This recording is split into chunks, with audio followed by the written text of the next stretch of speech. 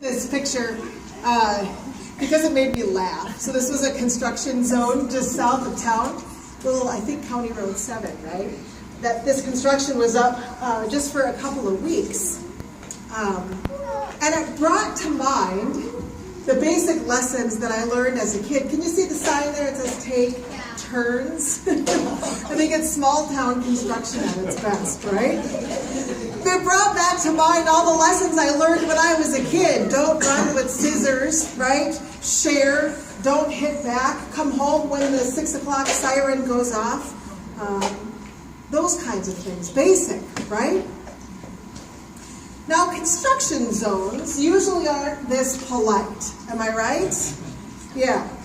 Now, I could see clearly around, if there was another vehicle on the other side, I knew it was very plain to me when it was my turn. And this construction zone here took a whole 10 seconds off of my morning commute. I would dare say that all of us, or most of us, are used to construction being a tad more disruptive, more inconvenient for us, some kind of imposition. Like when they replaced the bridge on South Grade Road, I know a good number of you were plenty inconvenienced by that, adding considerable time and miles on alternative routes just to go to the grocery store or to get to school or get to your job on time. You had to rethink it. You had to think about your old route and you had to pick a new route. You had to change what you did and how you thought about it.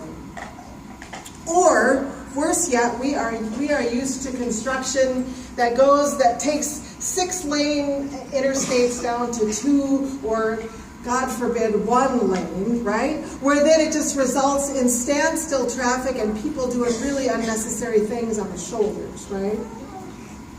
So I don't know about you, but when I see a road construction ahead sign, I know that things are going to change in some way, shape, or form. Our normal route, we're being told, is going to be disrupted. The way we go about it, the way we always go this way now, is going to change. And I don't know about you, but I get grumpy or impatient. Yet, I still follow the signs. I slow down. I let other people in front of me. I beg people to learn how to do the zipper merge, right? The zipper merge. We get delayed.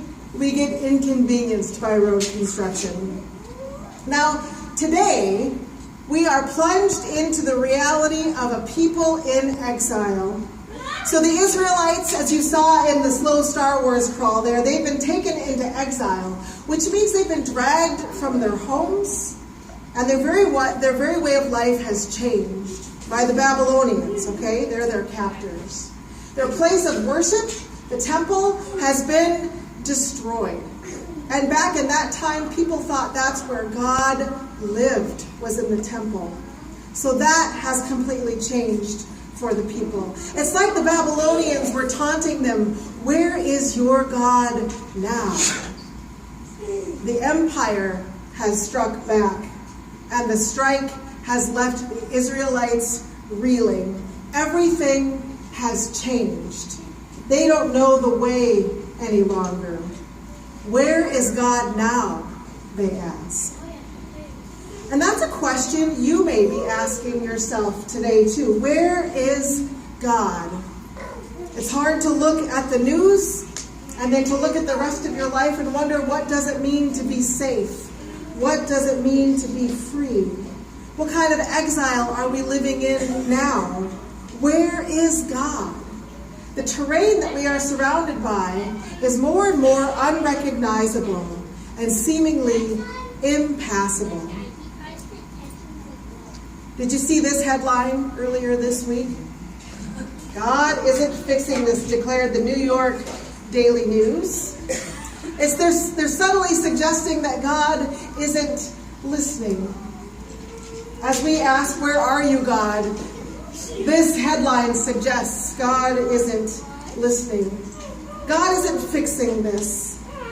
Now, there have been more mass shootings in 2015 than there have been days in 2015. And that's hard to get your head around.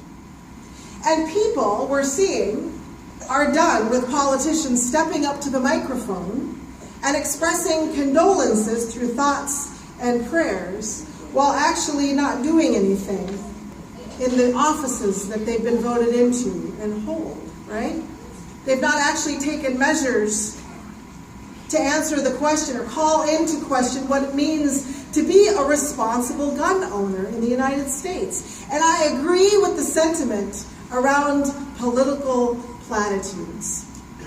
But I don't agree with this headline. Now, I will admit, in the face of constant gun violence, calling us to pray and to light candles and to hold silence, they are all necessary actions, especially as Christians. But they seem, on the face of it, in light of continued gun violence, they seem useless. Like bringing a bucket to the ocean to empty it out. Prayer and scripture reading seem like passive reactions to mass shootings. Prayer looks paper thin in the face of systemic racism. But I'm convinced, in fact, I stake my life on the fact that God works through prayer. That God speaks to us and tells us what to do. It's just that we have to learn how to listen. We have to learn to shut our mouths and to open our ears and to quiet our racing minds long enough to remember that God is God and we are not. And God tells